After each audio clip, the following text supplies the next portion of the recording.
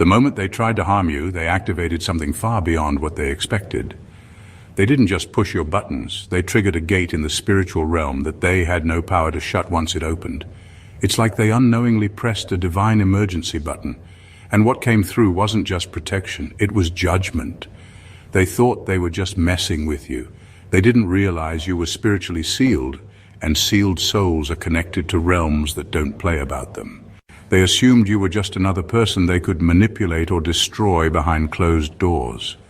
What they didn't realize was you had a spiritual covenant they couldn't see, one that came with serious consequences for anyone who crossed the line. And when they tested your spirit, they didn't just meet resistance.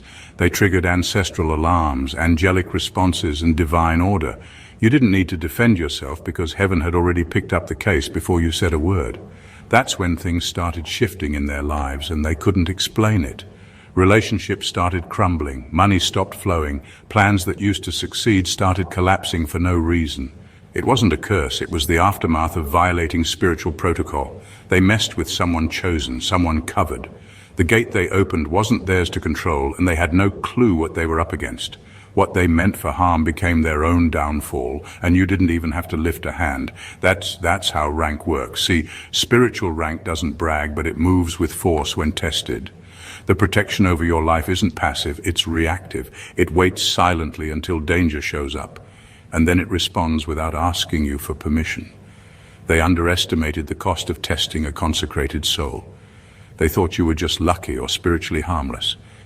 But the second they crossed that line, they were met with power that silences mouths, shuts doors, and exposes motives.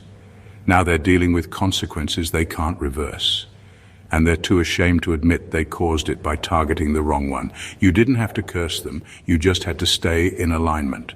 The spiritual gate took care of the rest, and they learned the hard way that some doors, once opened, lead straight to divine correction.